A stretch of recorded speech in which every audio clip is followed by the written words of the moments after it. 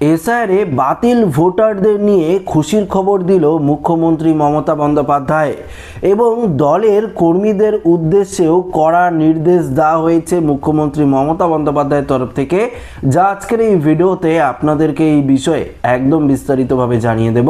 তো যদি আপনাদের নাম ডিলিটেড তালিকায় থাকে অবশ্যই ভিডিওটি আপনারা প্রত্যেকেই প্রথম থেকেই শেষ পর্যন্ত মনোযোগ সহকারে দেখবেন এবং নতুন হয়ে থাকলে চ্যানেলটিকে সাবস্ক্রাইব করে পাশের দেওয়া বেল আইকনটিকে প্রেস করে অল নোটিফিকেশনটিকে বাজিয়ে দেবেন। বন্ধুরা, এই মুহূর্তে যে গুরুত্বপূর্ণ আপডেটটি উঠে এসেছে সেই আপডেটে মুখ্যমন্ত্রী মমতা বন্দ্যোপাধ্যায়ের তরফ থেকে কি বলা হয়েছে সেটি আপনাদেরকে জানিয়ে দিই। তার আগে আপনাদেরকে একটি গুরুত্বপূর্ণ আপডেট সম্পর্কে জানিয়ে দিই। দেখুন, আপনারা প্রত্যেকেই জানেন যে সাপ্লিমেন্টারি যে তালিকা সেই সাপ্লিমেন্টারি তালিকা প্রকাশিত হয়েছে। সেই সাপ্লিমেন্টারি তালিকায় 27 লক্ষ ভোটারের নাম কিন্তু বাতিল হয়েছে। এছাড়াও যখন এসআইআর খসড়া তালিকা প্রকাশিত হয়েছিল তখন কিন্তু 58 লক্ষেরও কিছু বেশি ভোটারের নাম বাতিল হয়েছিল। এসআইআর চূড়ান্ত তালিকা 28 ফেব্রুয়ারি প্রকাশিত করা হয়েছিল, সেখানেও 5 লক্ষেরও বেশি কিছু ভোটারের নাম বাতিল হয়েছিল। এবং এই যে আন্ডার অ্যাডজুডিকেশনের মধ্যে যে সমস্ত ভোটাররা ছিলেন তাদের নামও কিন্তু ধাপে ধাপে সাপ্লিমেন্টারি তালিকার মাধ্যমে প্রকাশিত করা হয়েছে।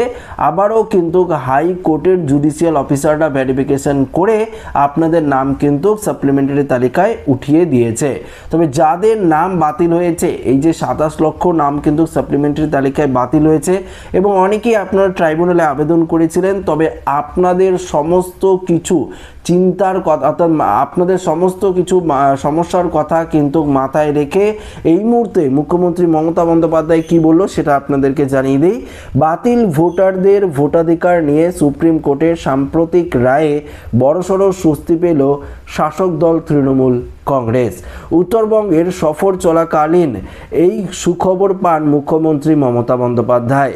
রায়ের উচ্ছ্বাস প্রকাশ করে তিনি স্পষ্ট জানান, এই আইনি লড়াই তার নিজের উদ্যোগ শুরু হয়েছিল, অর্থাৎ তার নিজের উদ্যোগেই কিন্তু এই আইনি লড়াই শুরু হয়েছিল এবং আজকের জয়ে তিনি খুবই গর্বিত রয়েছে। আপনারা জানেন সুপ্রিম কোর্ট স্পষ্ট জানিয়ে দিয়েছে যারা ট্রাইব্যুনালে আবেদন করেছেন এবং ট্রাইব্যুনালে আবেদন করার পর যাদের নাম বৈধ তালিকায় উঠবে আবারও দুটি অতিরিক্ত তালিকা প্রকাশিত করা হবে 21শে এপ্রিল এবং 27শে এপ্রিল। এই দুটি তালিকায় যদি আপনার নাম থাকে তাহলে অবশ্যই আপনারা ভোট দিতে পারবেন। এটা তো সুপ্রিম কোর্ট কিন্তু বলেছিল, নির্বাচন কমিশনকে নির্দেশ দিয়েছিল, সেই নিয়ে কিন্তু নির্বাচন কমিশনও অতিরিক্ত তালিকাও প্রকাশ করে দেবে।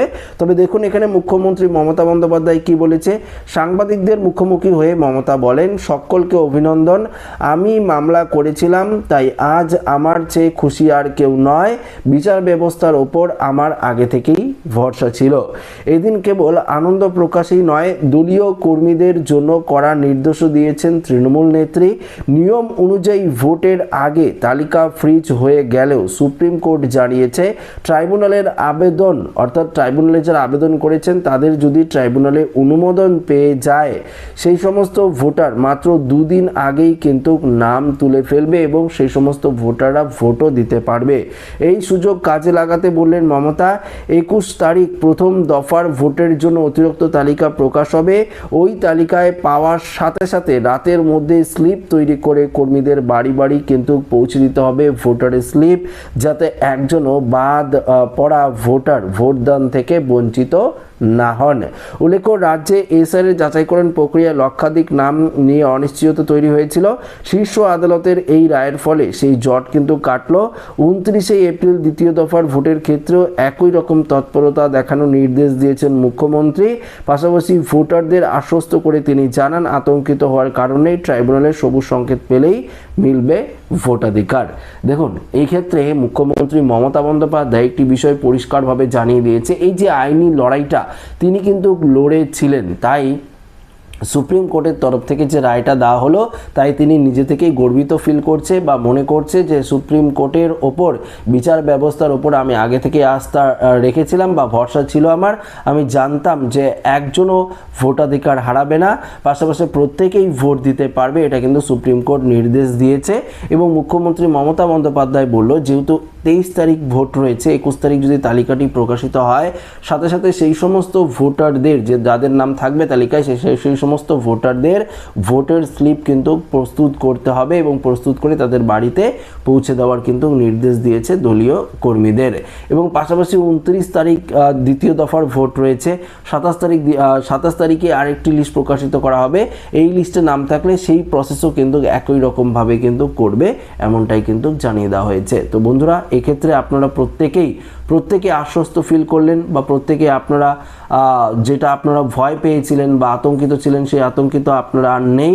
এবার কিন্তু প্রত্যেকেই আপনারা ভোট দিতে পারবেন যাদের নাম ট্রাইব্যুনালে সবুজ সংকেত পাবে বা বৈধ তালিকায় উঠবে। তো বন্ধুরা, আশা রাখবো ভিডিওটি প্রত্যেকের ভালো লেগেছে। ভিডিওটি ভালো লাগলে লাইক করবেন, সাথে শেয়ার করবেন, নতুন হয়ে থাকলে চ্যানেলটিকে সাবস্ক্রাইব করে আমাদের সঙ্গে জুড়ে থাকবেন। ধন্যবাদ।